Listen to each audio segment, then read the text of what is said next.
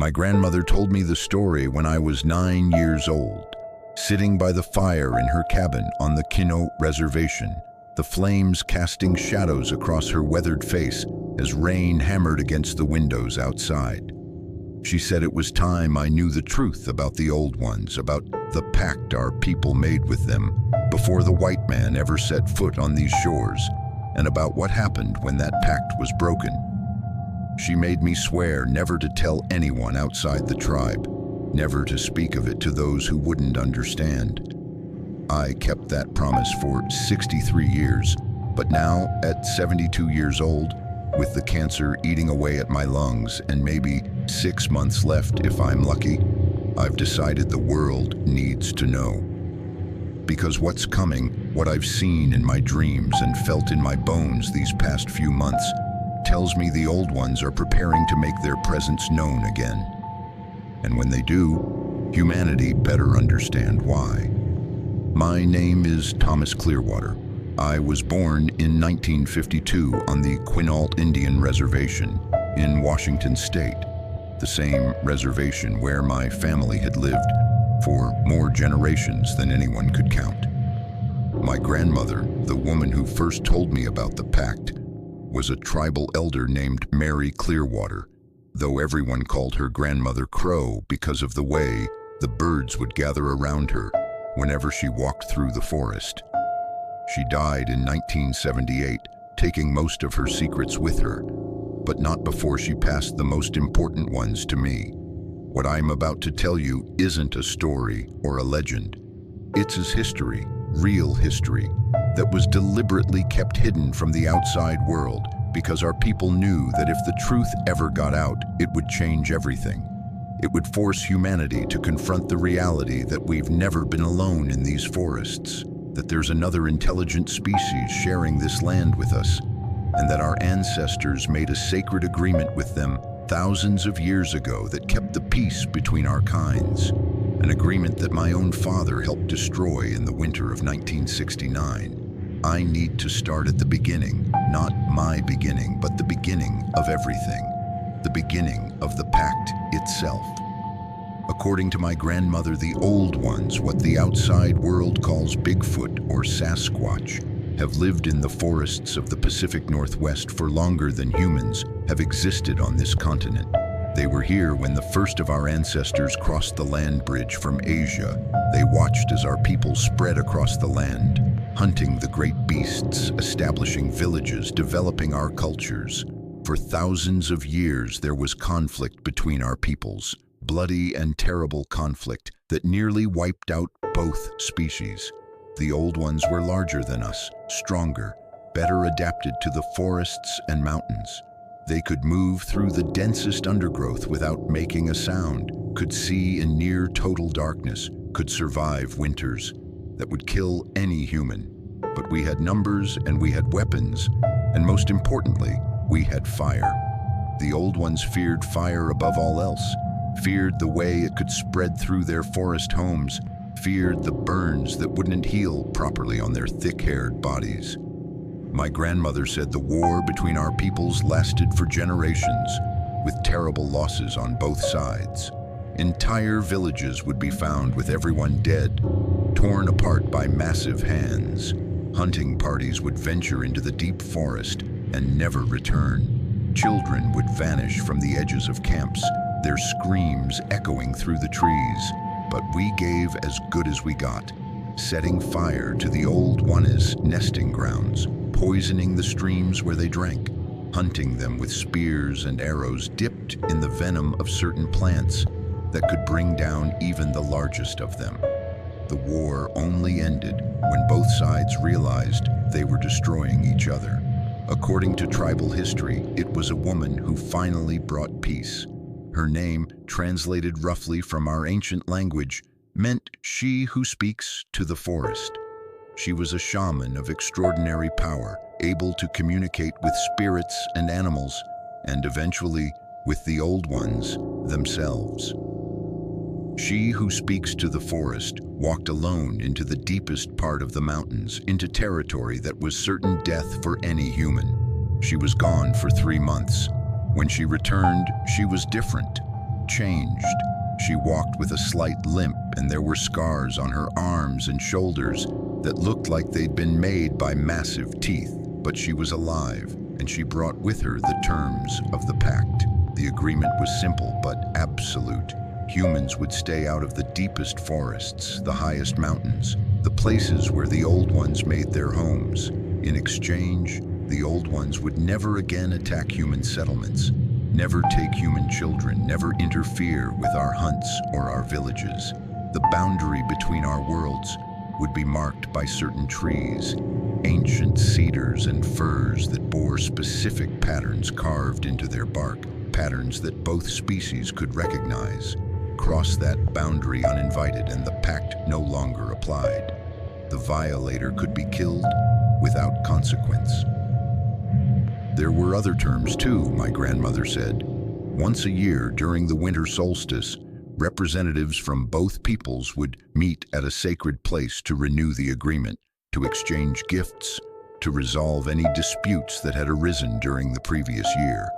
The Old Ones would bring rare plants with medicinal properties that our healers couldn't find anywhere else. Our people would bring tools, woven baskets, sometimes even fire-starting materials that the Old Ones coveted, despite their fear of flames. This pact held for thousands of years of peace between two intelligent species, a peace built on mutual respect, clear boundaries, and regular communication. Our people prospered. So did the Old Ones. When European explorers and settlers began arriving on the coast, our elders made the decision to keep the Pact secret from the newcomers. They knew, with a wisdom born of watching these pale strangers for only a few years, that the white man wouldn't honor any agreement with creatures he considered less than human. They would hunt the Old Ones to extinction, just as they were already doing to the buffalo on the plains, just as they would later try to do to our own people. So we kept silent. We maintained the boundary markers. We continued the solstice meetings in secret, hiding them from the missionaries and government agents who were trying to strip away our culture. And for another 150 years, the Pact held. The Old Ones retreated deeper into the wilderness as logging and development pushed into their territories, but they survived. They adapted, and they trusted that we would continue to protect their secret, just as our ancestors had promised. That trust was betrayed in the winter of 1969, and my father was the one who did it. My father's name was Robert Clearwater, and he was everything a Kino man was supposed to be. Tall and strong, a skilled hunter and fisherman, deeply connected to our traditions and our land.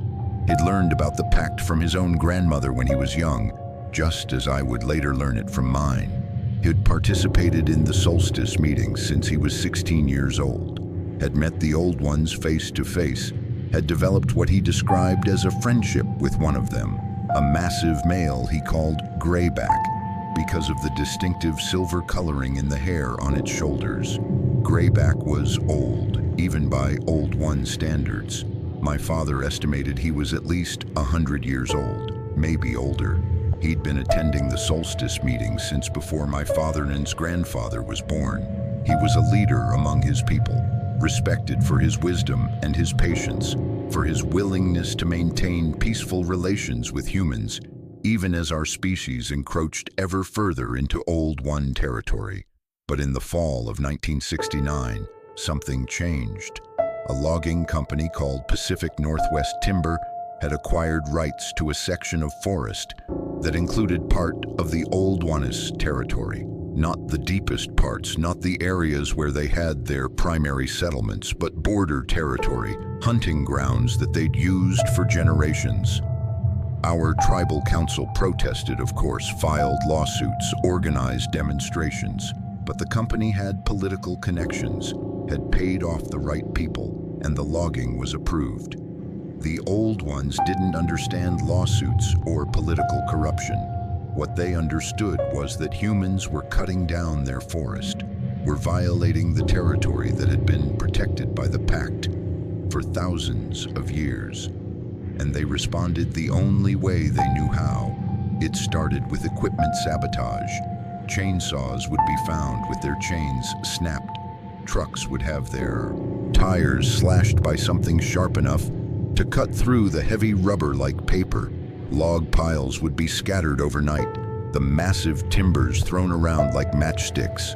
The loggers blamed vandals, eco-terrorists, maybe tribal members protesting the operation. They hired security guards, brought in dogs. The dogs went crazy the first night, howling and whining and straining at their leashes toward the dark tree line. And by morning, they'd chewed through their leads and fled into the forest. They were never seen again.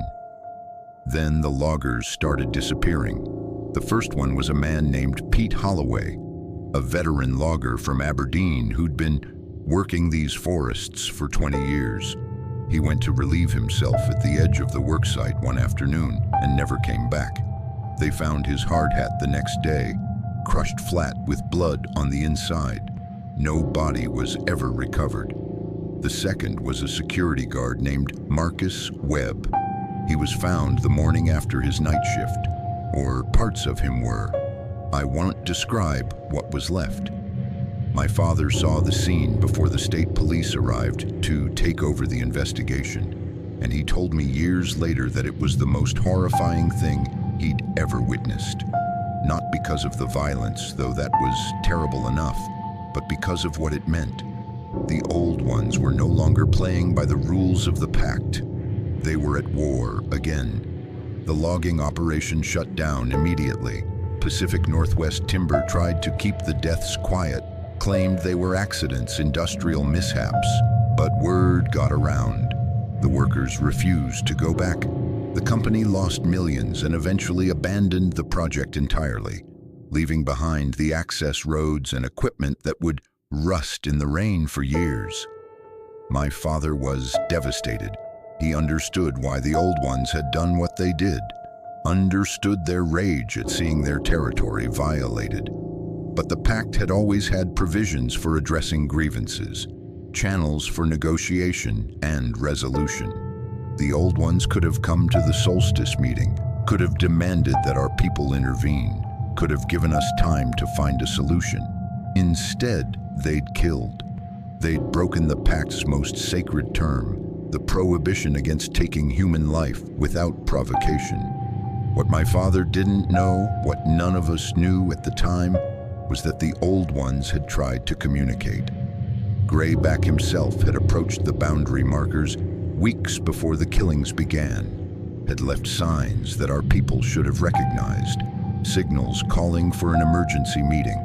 But the tribal member responsible for monitoring those markers, an old man named William Two Rivers, had died suddenly of a heart attack.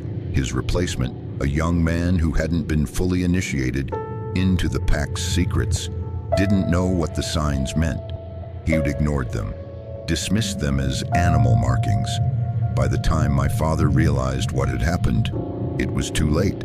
The old ones had interpreted our silence as a betrayal, as proof that we'd abandoned our obligations under the Pact. In their view, the agreement was already broken. The killings weren't a violation on their part. They were a response to a violation on ours. My father decided to fix things. He was 41 years old that winter, in the prime of his life, and he believed that if he could just talk to Grayback, could explain what had happened, could make the old ones understand that the breakdown in communication was an accident, not a deliberate betrayal, he could restore the Pact. He planned to go to the traditional meeting place early before the solstice to request an audience with the Old One leaders. My grandmother begged him not to go. She'd had dreams, she said, terrible dreams of blood and fire and screaming in the darkness. She felt something had fundamentally changed, that the Old One's trust in humanity had been shattered beyond repair. But my father wouldn't listen. He said it was his duty as a keeper of the Pact, his responsibility to try. He left on December 15, 1969. I was 17 years old, and I begged to go with him, but he refused. "This is something I need to do alone," he told me. "If things go well, I'll bring you next time. Introduce you to Greyback properly. You'll like him, son. Despite everything that's happened, he's one of the wisest beings I've ever met." Those were the last words my father ever spoke to me. He walked into the forest that morning, following trails only he and a few other tribal elders knew existed, and he never came back. We waited 3 days before we started searching. My father had said the journey to the meeting place and back would take at least that long. By the 5th day, search parties from the reservation were combing the forest, calling his name, looking for any sign of his passage. We found nothing. No tracks, no torn clothing, no blood. It was as if the forest had simply swallowed him whole. On the 7th day, I went out alone. I knew I wasn't supposed to. My grandmother had explicitly forbidden it, had told me that whatever had taken my father might still be out there, might be waiting for another victim. But I couldn't just sit in the cabin and wait. I had to do something, had to at least try to find out what had happened to him. I followed the trails my father had taught me, moving deeper into the forest than I'd ever gone before. The December air was cold enough that my breath formed clouds, and snow had begun to fall, dusting the ferns and fallen logs with white. I'd been walking for about 4 hours when I noticed the marker. It was one of the boundary trees my grandmother had told me about, an ancient cedar with patterns carved deep into its bark. The patterns were old, worn smooth by centuries of weather, but still clearly visible, interlocking spirals and geometric shapes that meant this is the line, do not cross. I'd seen photographs of these trees, but never one in person. My father had promised to bring me here someday to show me the full history of the Pact. Now I was looking at it alone, with my father missing somewhere on the other side. I should have turned back. Every instinct, every lesson I'd been taught, told me not to cross that boundary. But my father was out there. My father who'd taught me to fish and hunt, who'd sat with me through long winter nights, telling stories of our ancestors, who'd held me when my mother died of pneumonia when I was 12 years old. I couldn't abandon him. I stepped across the boundary line and into Old One territory. The forest changed almost immediately. Not physically, at least not in any way I could point to specifically. The trees were the same species, the undergrowth the same ferns and salal you'd seen on the other side. But the feeling was different. The air felt heavier, charged with something I couldn't name. The normal sounds of the forest, bird calls, the rustle of small animals in the brush, had vanished. There was only the whisper of wind through branches and the crunch of my boots in the snow, and I was being watched. I knew it with absolute certainty, could feel eyes on me from every direction. I couldn't see anything, couldn't hear anything, but I knew. The old ones were there, surrounding me, observing this human who had dared to enter their domain. I kept walking, following what I thought were traces of my father's passage, subtle signs that most people wouldn't notice but that he'd taught me to recognize. A broken twig at a certain height, a scuff mark on moss-covered stone, the direction of disturbed snow that suggested which way something large had moved. For another hour, I followed these traces, going deeper and deeper into territory no human was supposed to enter. Then I found it. Not my father, but something he'd left behind. It was his knife, the hunting knife with the bone handle that he'd carried every day of my life.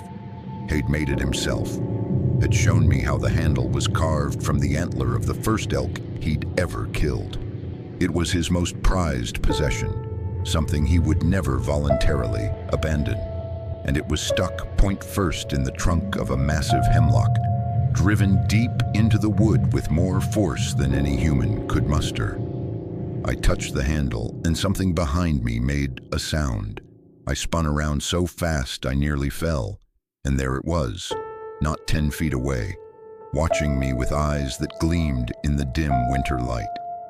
The old one was massive, at least 8 feet tall, with shoulders so broad they seemed to block out the forest behind it.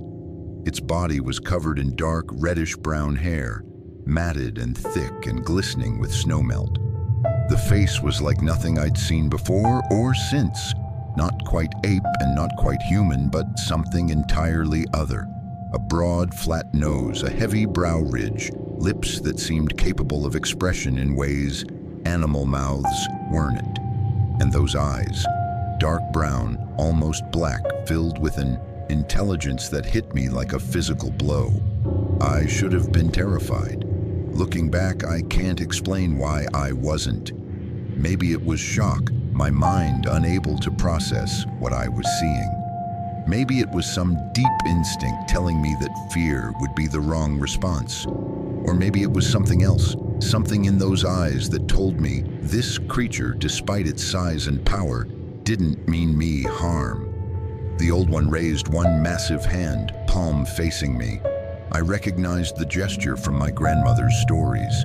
It was the sign of peaceful intent, the same sign she who speaks to the forest had used when she first approached the old ones thousands of years ago. I raised my own hand in response, palm out, showing I held no weapon. Then the old one spoke. The sound was like nothing I've ever heard, before or since. It started deep in the creature's chest, a rumbling vibration that I felt more than heard. Then it shaped itself into something that wasn't quite language, but carried meaning nonetheless. Feelings more than words, concepts more than sentences. But somehow, impossibly, I understood. Your father came to us seeking peace. The meaning arrived in my mind without traveling through my ears. It was simply there, as clear as any spoken sentence. I tried to respond, tried to form words, but my mouth wouldn't cooperate. So instead, I thought my response, projected it the way the old one seemed to be projecting to me. Where is he? Is he alive? The old one made a sound, a low rumble that might have been sorrow or might have been something else entirely. He lives, but he is not free to leave. Not yet. There are things that must be understood first, things that must be decided. Why? I demanded, my thoughts sharpening into anger despite my fear. He came to help, to restore the Pact. He believed in the old ways. The old one took a step toward me, and I forced myself not to retreat. Up close, the smell was overwhelming, earthy and musky and primal, like soil and animal and something else I couldn't identify. The old ways are dying. The creature's thoughts carried profound sadness. Your people promised to protect our territories. For generations, you kept that promise, but your world has changed. Your leaders sell land they do not own. Your machines tear down forests we have walked for 10,000 years. And when we tried to speak, when we called for the council your ancestors promised would always hear us, no one came. I thought of William Two Rivers, dead of a heart attack at exactly the wrong moment. I thought of his young replacement, not knowing what the signs meant. A tragedy of timing, of misunderstanding that had shattered a piece older than recorded history. It was an accident, I projected, trying to make the old one understand.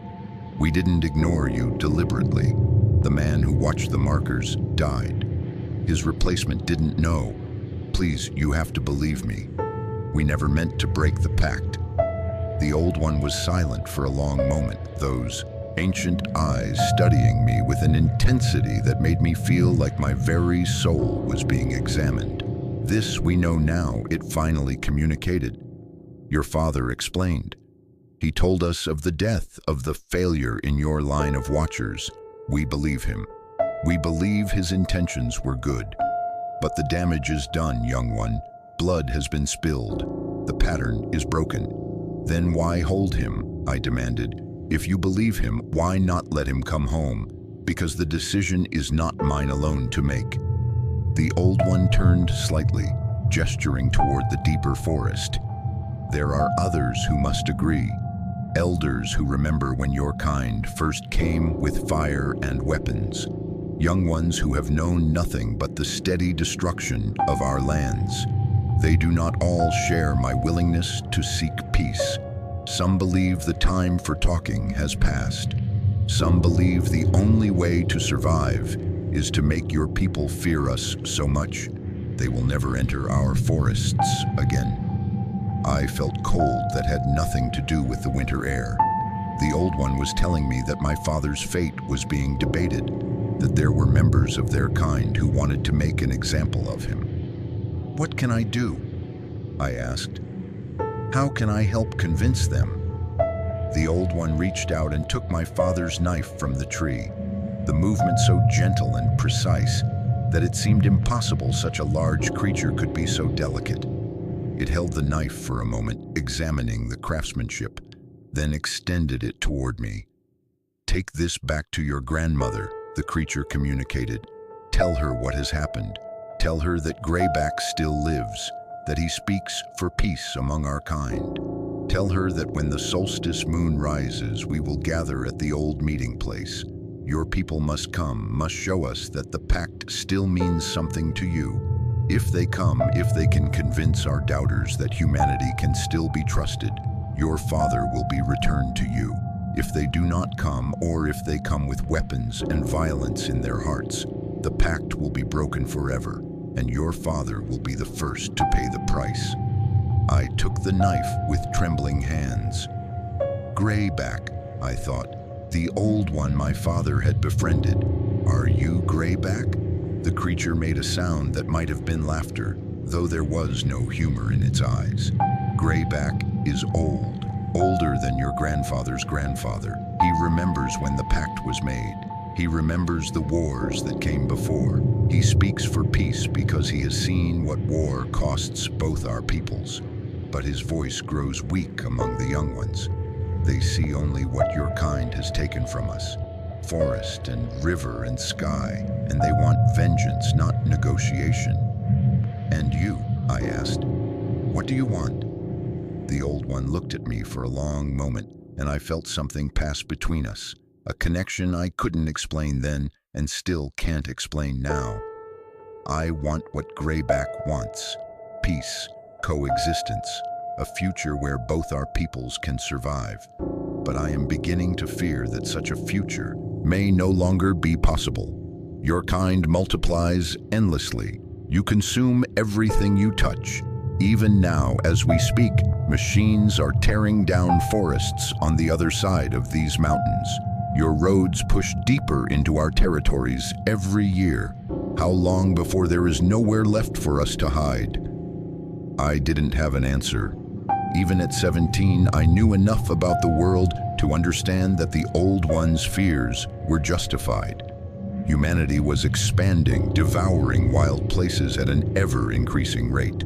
What would be left in another generation, in another century? "Go now," the Old One communicated, stepping back into the shadows between the trees. "The solstice is 6 days away. Tell your grandmother, tell your elders, the fate of the Pact and your father's life hangs in the balance." And then it was gone.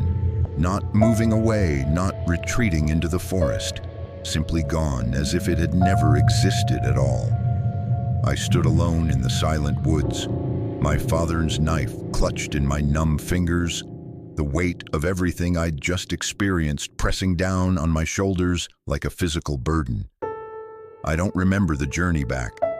The next clear memory I have is sitting in my grandmother's cabin, the fire burning low, her weathered hands wrapped around mine as I told her everything that had happened.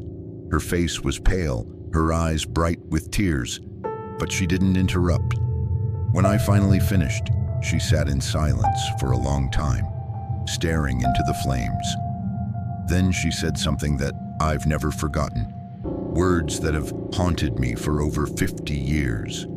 The Pact was never just about territory or hunting rights or any of the practical things the stories talk about. It was about something deeper. It was about two intelligent species learning to share a world, learning to recognize that neither one has the right to claim everything for itself. When she who speaks to the forest walked into those mountains all those years ago, she wasn't just negotiating a peace treaty. She was establishing a principle, a recognition that the world is big enough for more than one kind of people if we're willing to share it. She looked at me, and I saw fear in her eyes, something I'd never seen in my grandmother before. But humans don't share well, Thomas. We never have. Even among ourselves, we fight over land and resources. We draw lines on maps and kill each other over which side of those lines people were born on. How can we expect the old ones to believe we'll treat them any better than we treat our own kind? We have to try, I said. Dad's life depends on it. Yes, she agreed, we have to try. But I'm afraid, Thomas, I'm afraid that even if we save your father, even if we somehow renew the pact, it's only a matter of time before it breaks again. The world your father and I grew up in is vanishing. The world you'll grow old in will be something neither of us can imagine. And I don't know if there's any place in that world for creatures like the old ones. She called an emergency meeting of the tribal elders that night. 7 men and women gathered in her cabin, their faces grave as I repeated my story for them. Some believed me immediately. They were the ones who had participated in the solstice meetings themselves, who had seen the old ones with their own eyes. Others were skeptical, not of the old one's existence, but of the idea that I, a 17-year-old boy, had actually communicated with one. But in the end, they all agreed on one thing. If there was even a chance that my father could be saved, if there was even a possibility of restoring the pact, they had to take it. They spent the next 5 days preparing, gathering the traditional gifts, rehearsing the ancient ceremonies, deciding who would make the dangerous journey to the meeting place. I begged to be included. My grandmother refused at first, said it was too dangerous, said I'd already risked my life once entering Old One territory, but I argued that I'd already made contact, that the Old One who'd spoken to me might expect to see me again, might take my absence as an insult. Eventually, she relented. On the morning of December 21st, 1969, 7 of us set out into the forest. My grandmother, 3 other elders, 2 younger tribal members who served as what you might call diplomats, and me. We carried no weapons except my father's knife, which I wore at my belt. We carried baskets of gifts, woven blankets and carved tools and packets of tobacco. And we carried hope, fragile and desperate hope, that we could somehow fix what had been broken. The journey to the meeting place took most of the day. The trail was known only to the elders, passed down through generations, never committed to any map or written record. We walked single file through dense forest, climbed steep ridges, crossed frozen streams on logs that our ancestors had placed there centuries ago. By the time we reached the sacred grove, the sun was setting, painting the snow-covered trees in shades of orange and gold. The meeting place was a natural amphitheater, a bowl-shaped clearing surrounded by ancient cedars whose branches formed a canopy high overhead. In the center was a flat stone worn smooth by countless ceremonies over thousands of years. My grandmother told me that she who speaks to the forest had stood on that very stone when she'd first presented the terms of the pact to the old ones. We arranged our gifts around the stone and waited. The temperature dropped as the light faded, but no one suggested building a fire. Fire in this place would be seen as a threat, a violation of the trust we were trying to rebuild.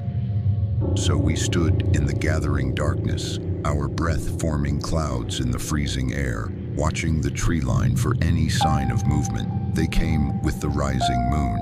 I don't know how to describe what it was like seeing them emerge from the forest. There were maybe a dozen of them moving out of the shadows between the trees like ghosts taking solid form. They varied in size, some as tall as 9 feet, others closer to 7. Their coloring ranged from almost black to reddish-brown to one that was silvery gray all over, hair gleaming like moonlight on water. That was Greyback. I knew it without being told, recognized something in the creature's bearing that matched my father's descriptions. Old, dignified, carrying itself with the gravity of a leader who has seen too much and lost too much, but keeps going because there is no one else to carry the burden. And standing beside Greyback, supported by two younger old ones who held his arms, was my father. He looked terrible, thinner than I'd ever seen him, with bruises on his face and arms that suggested he hadn't been treated gently during his captivity. But he was alive. He was breathing. He looked at me across the moonlit clearing, and despite everything, he smiled. My grandmother stepped forward, raising her hands in the traditional greeting. She began to speak in our ancestral language, words I barely understood but whose meaning I could feel, words of apology and respect and a desperate plea for reconciliation. Greyback listened in silence. The other old ones shifted restlessly behind him, and I could feel the tension radiating from them like heat from a fire. Some of them wanted blood, wanted revenge for the desecration of their territory. They were barely being held in check by their respect for Greyback, and I could see that even that restraint was wearing thin. When my grandmother finished speaking, Greyback stepped forward, and then, for the first time in my life, I heard an old one speak in something approaching human language. The sounds were distorted, shaped by a mouth and throat not designed for human speech, but the words were recognizable, slow and careful and infinitely sad. We have heard. We understand. The failure was not deliberate, but the harm is done.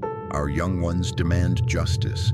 They say trust, once broken, cannot be rebuilt with words alone. Greyback turned and looked at the other old ones, at the ones who radiated anger and resentment, who wanted this meeting to end in violence. They say your kind will always take more, will always push further, will always forget the promises you make when they become inconvenient. They say the pact was a mistake and that continuing it will only lead to more betrayal, more destruction, more death. I felt my grandmother's hand find mine in the darkness, her fingers cold but her grip strong. "And what do you say?" she asked Greyback. "You who have kept this pact longer than any of us have been alive. You who remember when it was made. What do you believe?" Greyback was silent for a long moment. When he finally spoke again, his voice was even slower. Each word weighted with decades, centuries of accumulated wisdom and sorrow. "I believe that peace is always a risk. I believe that trust can be broken and rebuilt again as many times as necessary, as long as both sides are willing to try. I believe that what binds your people and mine together is stronger than what divides us." He turned to face the angry young ones, the ones who wanted war. "But I also believe that if we choose vengeance, if we kill this man who came to us seeking peace, we become what they fear we are. We prove that we are nothing but monsters, fit only for hunting and extermination. Is that what you want? To validate every terrible story humans tell about us?" The young ones made sounds, not words, but vocalizations filled with emotion. Some seemed to be reconsidering. Others looked more determined than ever. And one, a massive, dark-furred creature with scars running down one side of its face, stepped forward with what was clearly a challenge. What happened next changed everything. The scarred one moved with a speed that seemed impossible for something so large. One moment it was standing at the edge of the group. The next, it was in the center of the clearing, towering over my grandmother, its massive hand raised as if to strike. I heard myself scream, heard the other elders cry out in alarm, but before any of us could move, Greyback was there. The old one intercepted the scarred creature's arm, catching it mid-swing with a grip that made the younger one's whole body shudder. For a moment, the two old ones stood locked together, ancient silver against young dark, wisdom against rage. The scarred one snarled, a sound that made my bones vibrate, but Greyback didn't flinch. He held firm, and slowly, inexorably, he forced the younger creature's arm down. The communication that passed between them wasn't in words I could understand, but I felt the edges of it. Greyback was asserting dominance, reminding the scarred one of hierarchy, of the rules that governed their kind. The younger creature resisted for another moment, then two, then finally lowered its head in submission. It stepped back, rejoining the others, but its eyes never left my grandmother.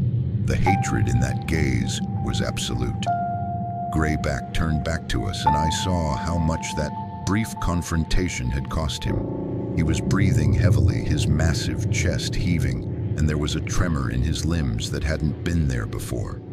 He was old, I realized, ancient, and holding his people together was taking everything he had. The one called Scar speaks for many, Greyback said, his voice even more labored now. He lost his mate to human hunters 3 seasons ago. She was carrying their first child. He will never forgive your kind. My grandmother's voice was steady despite what had just happened. We grieve for his loss. We did not sanction that killing. We would have punished those responsible if we had known. Greyback made a sound that might have been bitter laughter. Your laws do not reach into these forests. Your justice does not protect us. Scar knows this. They all know this. He gestured at the assembled old ones. This is why they doubt. This is why they want blood instead of words. Then what can we offer? My grandmother asked. What would satisfy them? What would prove that we still honor the pact? The silence that followed seemed to last forever. The moon had risen higher now, casting sharp shadows across the snow. My father stood motionless between his captors, his eyes moving between Greyback and my grandmother, hope and fear warring in his expression. Finally, Greyback spoke again, and his words turned my blood to ice. There is one thing, one gesture that might convince even Scar that humanity can be trusted, but it would require sacrifice, great sacrifice. Name it, my grandmother said without hesitation. Greyback looked at her for a long moment, then at me. His gaze lingered on my face, and I felt that strange connection again, that sense of being seen and understood by something utterly alien yet somehow familiar. The pact has always required keepers, humans who know our secret, who maintain the boundaries, who speak for us when conflict arises. Your line has held this duty for many generations, but you have failed. The chain of knowledge was broken, and because of that break, blood was spilled. He paused, letting the weight of his words settle over us. To restore trust, there must be a new bond, a deeper commitment. One of your keepers must come to live among us, must learn our ways as we have learned yours, must become a bridge between our peoples, not just in ceremony once a year, but in truth and daily practice. I felt my grandmother's grip tighten on my hand. She understood what Greyback was asking before I did. You want one of us to stay, she said, to live with you in the deep forest. For 7 years, Greyback confirmed, 7 cycles of seasons. After that time, if the keeper has honored their commitment, they will be free to return, and the pact will be restored, stronger than before. Both peoples will know that humans are capable of sacrifice, of keeping promises that cost them something. I looked at my father, still held between the 2 younger old ones. His face had gone pale. He knew what this meant. He knew who would have to stay. I'll do it, he said, his voice cracking. I'll stay. It should be me. I'm the one who came here seeking peace. Let my family go home, and I'll remain as your bridge. But Greyback shook his massive head. You have already been our prisoner. You cannot choose freely from captivity. The keeper must come willingly. must walk into our world with clear eyes and open heart. Only then will Scar and the others believe. My grandmother released my hand and stepped forward. Then I will stay. I am the eldest keeper. The responsibility is mine. No. Greyback's response was immediate and final. You are too old. The forest would kill you before the first winter ended. We need someone young enough to survive, to learn, to truly become part of our world. And then everyone was looking at me. I was 17 years old. I had my whole life ahead of me. I had dreams of going to college, of seeing the world beyond the reservation, of maybe falling in love and having a family of my own someday. And now I was being asked to give all of that up, to walk into the wilderness and live among creatures that most of humanity didn't even believe existed. But my father was standing there, bruised and thin, and waiting to learn if he would live or die. My grandmother was looking at me with tears streaming down her weathered face, knowing what she was asking but unable to ask it out loud. And Greyback was watching me with those ancient eyes, offering me a choice that wasn't really a choice at all. I thought about the Pact, about thousands of years of peace between two peoples who had every reason to destroy each other, about she who speaks to the forest, who had walked alone into the mountains and come back changed, about my father who had believed so strongly in the old ways that he'd risked his life to preserve them. And I thought about what my grandmother had said earlier, about how the Pact was really about two intelligent species learning to share a world, learning to recognize that neither one had the right to claim everything for itself. I stepped forward before I could lose my nerve. I'll do it, I said. My voice sounded strange in my own ears, distant and calm, like it was coming from someone else entirely. I'll be your keeper. I'll live among you for 7 years. Just let my father go home. Thomas, no. My grandmother grabbed my arm, her fingers digging in hard enough to bruise. You don't know what you're agreeing to. You don't understand what it will mean. I understand that Dad will die if I don't, I said. I understand that the Pact will be destroyed and then more people will die, on both sides. I understand that someone has to make a sacrifice, and I'm the only one who can. I turned to Greyback. Will you accept me? The ancient creature studied me for what felt like hours. Then slowly, he nodded. I accept. The keeper bond is formed. Your father is free. The two old ones holding my father released him immediately. He stumbled forward, nearly falling, and I caught him in my arms. He was shaking, sobbing, trying to speak but unable to form words. I held him tight, breathing in his familiar scent, memorizing the feel of his embrace because I knew it would be 7 years before I felt it again. Go home, Dad, I whispered. Take care of grandmother. Tell everyone I'm okay. Tell them I chose this. Thomas. He pulled back to look at me, his eyes red and swollen. I can't let you do this. It should be me. You're the one who has to go back and make sure this never happens again, I interrupted. You're the one who has to train new watchers, make sure the markers are always monitored, make sure we never fail the old ones again. That's your job now. Mine is here. Greyback approached us, and my father flinched away instinctively, but the old creature's manner was gentle, almost respectful. Your son has courage. Robert Clearwater. He carries the spirit of she who speaks to the forest. We will teach him well, and when the 7 years have passed, he will return to you with knowledge no other human possesses. He will be a true bridge between our peoples. My grandmother came forward then, taking my face in her hands, looking into my eyes with an intensity that burned. Remember who you are, she said fiercely. Remember your people, your ancestors, your traditions. Learn everything they can teach you, but never forget where you came from. And know that I will be waiting for you every day for 7 years, praying for your safety and your return. I'll remember, I promised. I'll make you proud." She kissed my forehead, then stepped back, taking my father's arm. The other elders gathered around them, forming a protective circle, preparing to leave. I watched them go, watched my family and my people walk away into the moonlit forest, leaving me alone among creatures that could kill me with a single blow. When they were gone, Greyback turned to me. "Come," he said, "there is much to learn, and your education begins now." I followed him into the darkness. The next 7 years were the most extraordinary and the most difficult of my life.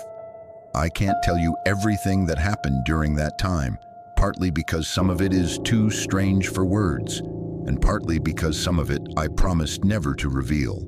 But I can tell you enough for you to understand what I learned and why it matters now.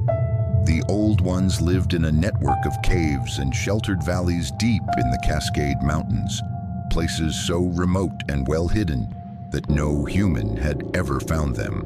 Their society was complex, organized around family groups led by the oldest females, with males like Greyback serving as protectors and diplomats. They had language, though it was nothing like human speech, a combination of vocalizations, gestures, and what I can only describe as emotional projection that allowed them to communicate concepts and feelings directly from mind to mind. That mental communication was the first thing they taught me. It took months of practice, of sitting in silence with different Old Ones while they projected simple images and feelings at me, before I began to develop the sensitivity to receive their thoughts clearly. It took even longer before I could project back, before I could make them understand what I was thinking without speaking aloud. But eventually, I learned. And once I did, a whole new world opened up to me. I learned their history, stories passed down through countless generations about a time when the Old Ones had ranged across the entire continent, from the frozen north to the tropical south. They had watched the first humans arrive, had observed as our species spread across the land. They had tried to coexist at first, had even helped human tribes survive harsh winters by showing them where food could be found. But humans had proven to be aggressive, territorial, fearful of anything different from themselves. The wars had begun, and the Old Ones had learned to hide. I learned their philosophy, their understanding of the world, and their place in it. They believed that all living things were connected, that the forests and mountains and rivers were not just resources to be exploited, but living systems to be respected and protected. They saw themselves as guardians of the wild places, maintaining balance, ensuring that no single species took more than its share. They had watched in horror as humans did exactly that, tearing down forests, poisoning waters, driving countless species to extinction. They couldn't understand how any intelligent creature could be so short-sighted, so destructive. And I learned the truth about why the Pact was breaking down, why it could never truly be restored, why what I'm telling you now matters more than anything I've ever said. It was Greyback who finally explained it to me. In the 5th year of my time among them, we were sitting together on a ridge overlooking a valley that had once been thick with old-growth forest. Now half of it was clear-cut, the stumps like tombstones marking where ancient trees had stood for centuries. The logging had stopped at the boundary of Old One territory, but even from where we sat, I could hear the distant whine of chainsaws, the crash of falling timber. The Pact was made in a different world, Greyback communicated to me, his thoughts heavy with sorrow. A world where humans were few and the forests were endless. A world where boundaries could be drawn and maintained, where there was room enough for all. That world is dying, Thomas. Perhaps it is already dead. I looked out at the devastation below us, at the muddy logging roads carved into the mountainside, at the streams running brown with sediment. We could fight back, I said. We could make the boundaries known, force the logging companies to stop. Grayback made a sound that I had learned to recognize as sad laughter. And how long would that last? A year? 10 years? Your kind will never stop expanding, never stop consuming. It is in your nature, perhaps. You cannot help being what you are any more than we can help being what we are. But what you are is destroying everything. Then what's the answer? I demanded. Give up? Let your people fade away until there's nothing left? Grayback was quiet for a long time. When he finally responded, his thoughts were more complex than anything he'd ever shared with me before, layers of meaning and emotion that I could barely comprehend. There is another possibility, one that Scar and the young ones have been advocating for years, one that I have resisted because I still believed in the Pact, still hoped that humans and old ones could find a way to coexist. What possibility to reveal ourselves, to step out of legend and into your world of concrete and cameras and endless documentation, to force humanity to acknowledge that we exist, that we have always existed, that we have as much right to these forests as any human. I stared at him, shocked, but that would change everything. Yes. Grayback's eyes met mine, and I saw in them a weariness beyond anything I could imagine. The exhaustion of someone who had lived too long and seen too much. It would force your species to make a choice, to decide whether you can truly share this world with another intelligent kind, or whether you will do to us what you have done to so many others. They'd hunt you, I said. They'd capture you, study you, put you in zoos and laboratories. You'd lose everything. We are losing everything already. Year by year, forest by forest, valley by valley. At least if we reveal ourselves, we force the question. We make humanity decide who they want to be. I thought about that conversation for a long time afterward. I thought about it when my 7 years ended, and Grayback himself escorted me back to the boundary markers, back to the human world. I thought about it when I saw my father again, older now, grayer, but alive and waiting for me exactly where he'd said he would be. I thought about it as I readjusted to human society, as I went to college on a scholarship for Native students, as I got a job with the Bureau of Indian Affairs working on land rights issues, as I married and had children of my own. For 50 years, I thought about Grayback's words, and I watched the forests continue to shrink, watched the wild places disappear one by one, watched humanity consume and expand and destroy, without ever stopping to ask if there might be another way. Grayback died in 1987. I felt it happen, felt the connection we'd formed during my time among the old ones suddenly go dark like a light being extinguished. He was over 200 years old, one of the last who remembered the original Pact, the last voice consistently arguing for peace and patience. After his death, the old one's society changed. Scar rose to prominence among the males, and with him came a new philosophy, one of anger and desperation and a willingness to take risks that Grayback would never have allowed. For decades, Scar and his followers bided their time, watching, waiting, the sightings that made the news, the blurry photographs and shaky videos. Those weren't accidents.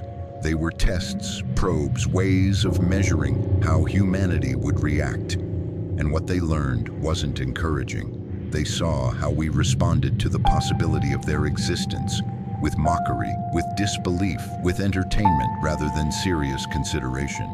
They saw that even when presented with evidence, most humans simply refused to accept that something like them could be real. But they also saw something else. They saw a world becoming increasingly unstable, increasingly dangerous. They saw climate change altering the forests they depended on, saw wildfires growing larger and more destructive every year, saw the streams they drank from running dry or filling with pollution. They saw their population continuing to decline, despite their best efforts, as habitat loss and inbreeding took their toll. And they made a decision. I learned about it 6 months ago through channels I can't describe. Connections I maintained with the Old One community even after I returned to the human world. They're coming out. Not all at once, not in some dramatic revelation, but gradually, deliberately, in ways designed to make their existence undeniable. The sightings are increasing. The evidence is becoming clearer. They're allowing themselves to be photographed, to be recorded, to be documented in ways they never would have permitted before, because they've realized that Greyback was right. The only way to survive is to force humanity to acknowledge them, to make us decide what kind of species we want to be. They can't hide anymore. The forests are too small, the human population too large, the technology too invasive.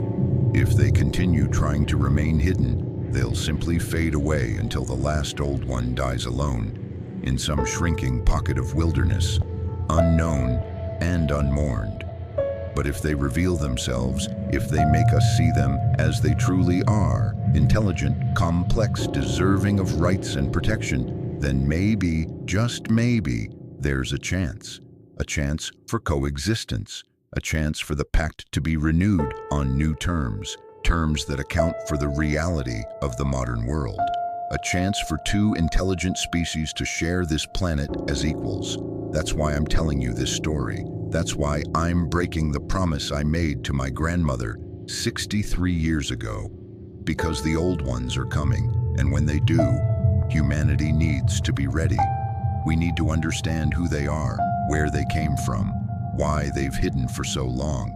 We need to know about the ancient Pact, about the thousands of years of peace it maintained, about what happened when it was broken, and we need to decide, each of us individually and all of us collectively, whether we're capable of being the species the Old Ones hoped we could be, whether we can look at something different from ourselves and choose understanding instead of fear, coexistence instead of exploitation, peace instead of war.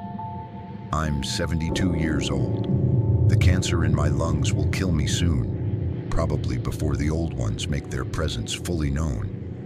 I won't live to see how humanity responds to the greatest challenge we've ever faced, the challenge of sharing our world with another intelligent kind.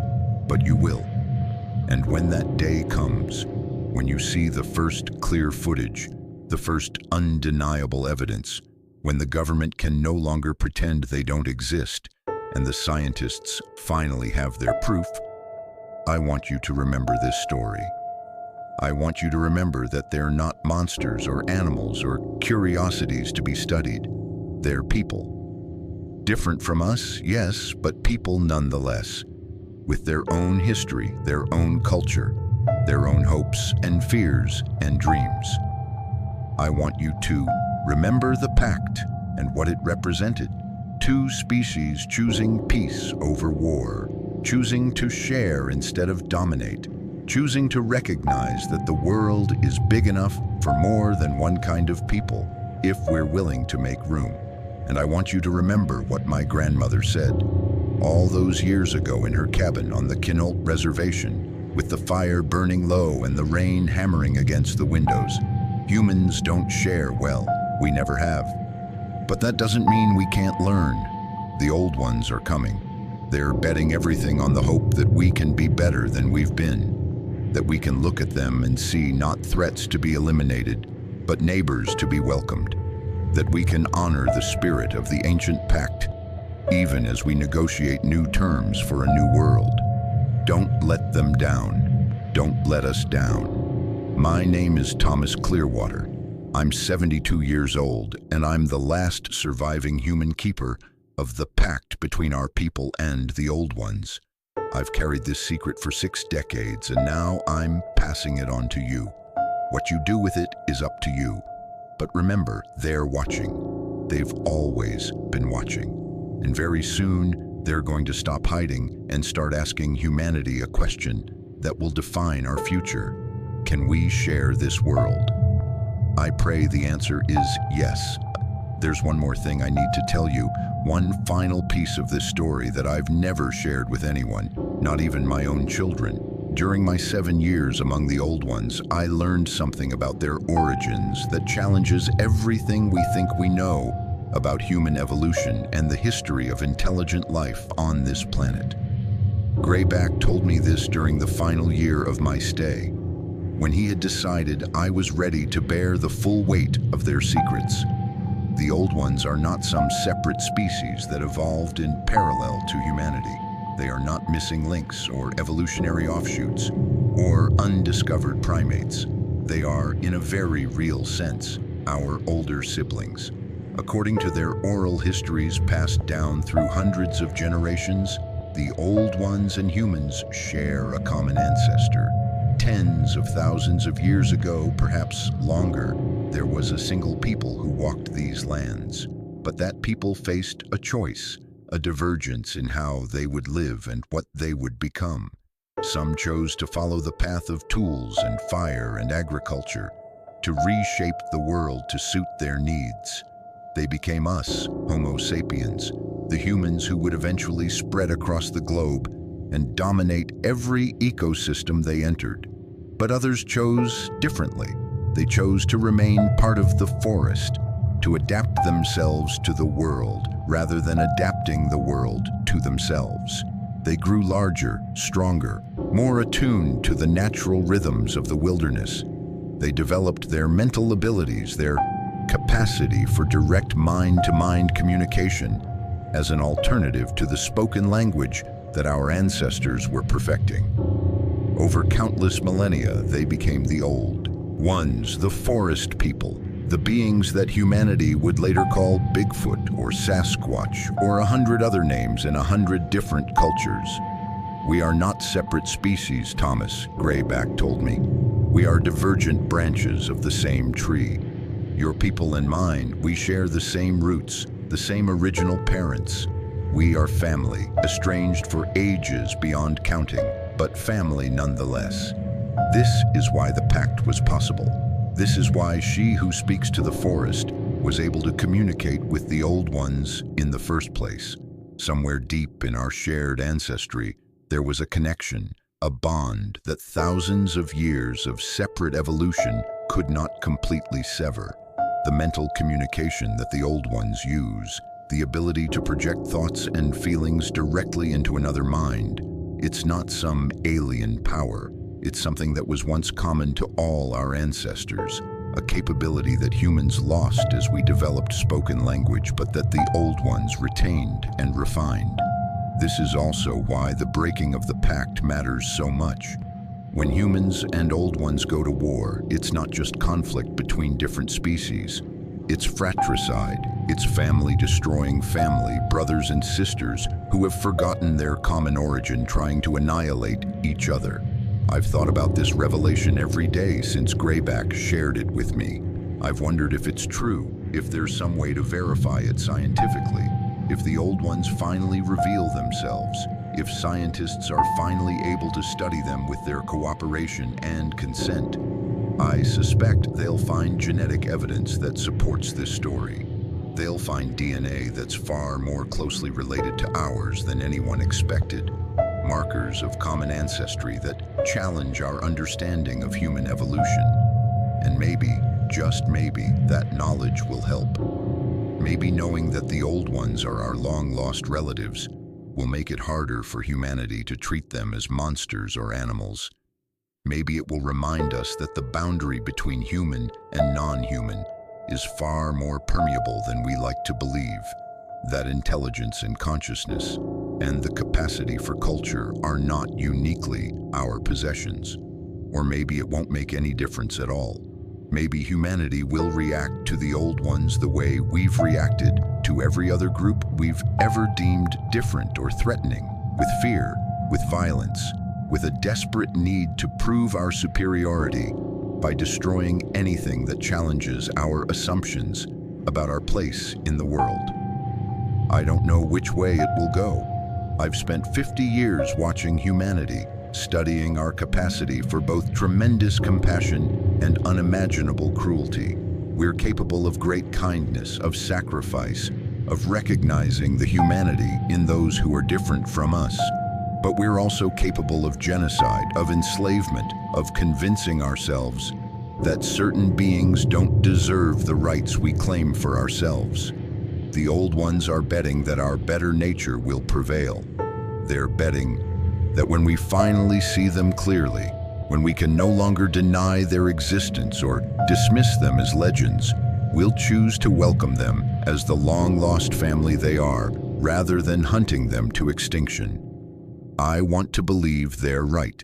I want to believe that the same species that created art and music and philosophy, that sent people to the moon and connected the entire world through technology, that has shown again and again the capacity for growth and change and moral progress.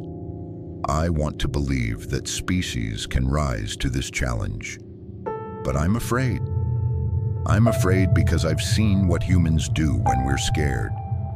I've seen how quickly compassion can turn to cruelty when we feel threatened.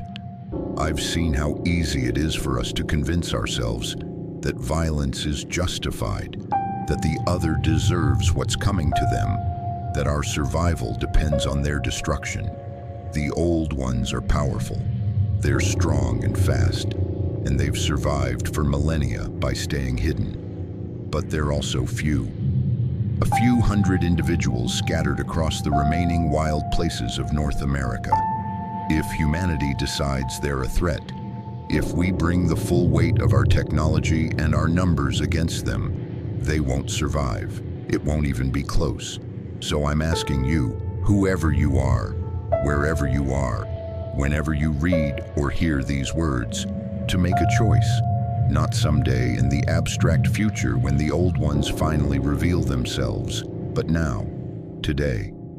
Choose to be the kind of person who welcomes the different, who protects the vulnerable, who recognizes that the world is large enough for many kinds of people. Choose to be worthy of the faith the old ones are placing in us, because if we fail them, if we prove that humanity truly cannot share this world with another intelligent species, then we will have proven something terrible about ourselves.